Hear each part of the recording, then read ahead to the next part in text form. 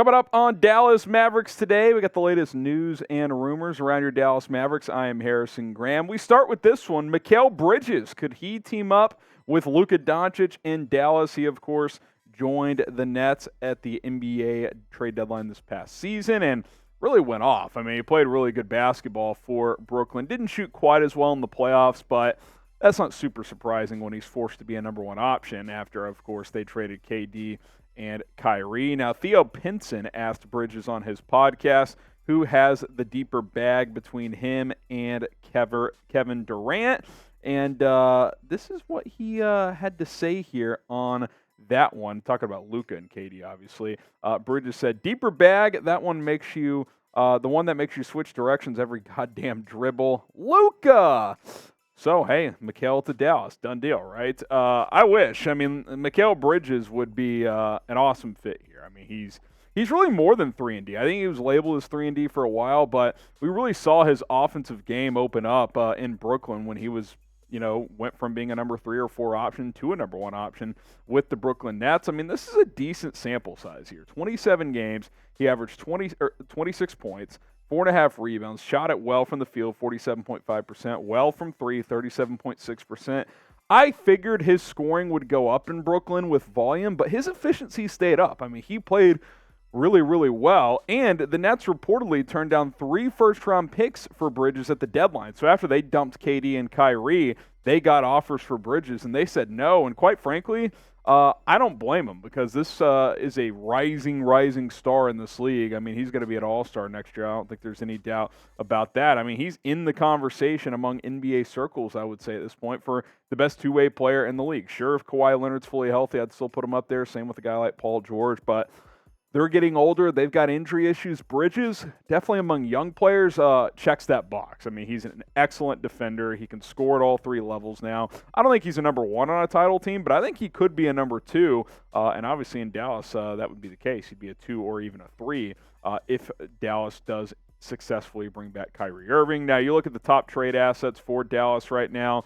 Maxi Kleber, Reggie Bullock, Jaden Hardy. You got Tim Hardaway Jr., Josh Green. Number 10 pick this year, then I believe 2027 first-round pick is the other one you can trade. So that's what they've got. So I'd say decent assets. Enough to get Bridges. If they turn down 3 firsts, I mean, what, you trade both your firsts, Hardy, Green, and like Hardaway to help match salary? Like, I don't think that's getting it done. I would love to see it happen because Bridges is a young player who could grow with Luka here in Dallas, but I think Brooklyn could probably do better if they were going to ship him out. Now, should the Mavs trade for Mikal Bridges? Type T for trade or P for pass. Let me know in the comment section down below if you think the Mavs should try and trade for Mikal Bridges. How about signing Bruce Brown, perhaps a more realistic option here? Brown's become a really important piece for this Nuggets run right now. Definitely their best bench player as they are now up 2-0 in the Western Conference Finals. He's been fantastic. You look at his last 4 years, and with different franchises, it's been solid, right?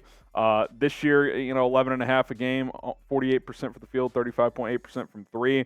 He's been a guy that's been giving him like 15, 20 points sometimes in the playoffs, too. I mean, he's really packed a punch. He's been a really good defender for a while as well. I do wonder, could you get him for that mid-level exception? I do think he's earning himself some more money in these playoffs. The Mavs MLE is going to be around $7.5 million. Non-taxpayer teams is going to be, what, $12 million, Coop, 12.2. So it's kind of like, I mean, I think he could get 3 for 30 from a team. So if you could get him at 7.5, like, I'm in. Like, that's, I don't think that's even a question because you need defenders, and he's improving as a scorer. Now, I wish he was a little bit better three-point shooter, but he's a guy that's shown he can put the ball on the deck. He can slash a little bit. He's got the mid-range game decently down as well. So I like him. He's an ideal like kind of first, second guy off the bench guy who could also start in a pinch if needed for a contending team. He'd be a good third guard behind Luka and Kyrie, and ideally next to Jaden Hardy. I mean, your bench backcourt of Bruce Brown and Jaden Hardy, that'd be fun. Like I think that would actually be pretty damn solid. So we'll see. I'll be curious to see what his market is. If he continues to put up 15-point playoff games, I mean, he might get outpriced. For a team like Dallas, you just never know. But certainly a player that we will have on our radar here at Dallas Mavericks today. Now, grade Bruce Brown as a player, 2K style. Be Ronnie 2K. You guys know the deal. Scale of 1 to 100. I'd probably put him at like 78, 79, like really solid role player. Like that's what he is. So scale him from 1 to 100, 2K style, down in the comment section. Now do it for Rolando. Let's get to 22,000 subscribers. We're 283 away. Producer Coop and I called him Cooper, shout out Tex, are trying to give you videos almost every single day here on the channel now. With the offseason here, this is when the interest peaks for you guys. So we're trying to maximize this time and bring you as much content as possible. And show us some love. Support the show. It's free. Hit that subscribe button. We would greatly appreciate it.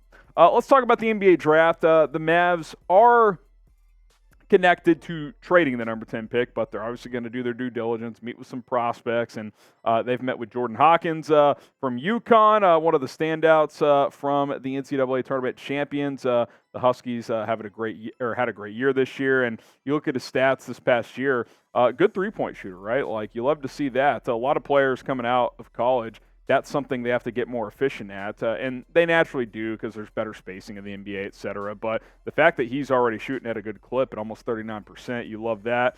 16 points per game, can rebound, good defender as well. Now, he's one of the better offensive players in this draft, and people have compared him to Rip Hamilton, and maybe with a little bit better of a three-point shot. So hey, I mean, Rip Hamilton was 14, 15-year pro that played for a long time and was an integral part in a championship team in Detroit. So, that's why I continue to remain conflicted. I'm like, part of me wishes that the Mavs would just draft a player like this at number 10 and get another young piece. I get the side of it where, the clock could be ticking with Luka, but, man, a player like Jordan Hawkins would be a whole lot of fun. BetUS sponsoring today's show, and I got to be honest, guys, Eastern Conference Finals Game 2 tonight, there's free bread out there, at least in my opinion. The Miami Heat, who we hate here at Mavericks today, but they are 9.5-point underdogs tonight against the Celtics. I get it. Boston's going to bounce back, etc. They're going to win by 10, though. I don't think so. I don't think Jimmy Butler's getting blown out tonight. Promo code MFFL at chatsports.com/MFFL. Get you 125% deposit when you sign up. Put down $100, get you $125 for free. Go bet on the Miami Heat here in Game 2. And if I'm wrong, well, I'm wrong. But F the Heat anyway. We still want them to lose. But I think Celtics by 9 would be absolutely fantastic tonight. Okay, Ian O'Connor on Jordan Hawkins here. Major transition threat who races up the floor to the wings or corners, making him available for open three-point opportunities.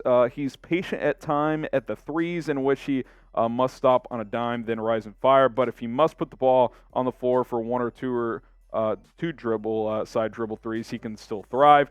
The ball doesn't stick in his hands, even though he can stroke threes. He will pass up contested shots on the wing for a teammate to launch open corner three, or he'll attack a closeout, then kick it out again. Smart off-ball defender who actively makes rotations and helps cover for mistakes or gambles by teammates. Many of his fast break chances come as a result of his hustle, whether he's chasing a loose ball or a rebound. So kind of a little breakdown there of the type of player Jordan Hawkins is. Now, Ian O'Connor has him at number 25 on his big board. I've kind of seen him anywhere from like 18 to 25 on people's big board. So Mavs sit at 10. Could they trade down and draft a player like this? Could they, I don't know, do some kind of separate trade that lands him a late first-round pick? I'm not sure. Number 10 might be a little rich for him, but I do like the prospect. I like the player, and he could be one of those guys that contributes right away in the NBA, which I do think if the Mavs draft and keep a player, they would want someone who could contribute as a rookie. Should the Mavs draft Jordan Hawkins? What do you guys think? Type D for draft, or you can type P for pass. Let me know. Join the conversation in the comment section down below. D for draft, P for pass when it comes to Jordan Hawkins. Also, show us some love. Show yourself some love, the Mavs some love. Type MFFL in the comments below. If you're a Mavs fan for life, be sure to do that. I'm Harrison Graham. We'll be back soon with another episode of Dallas Mavericks Today.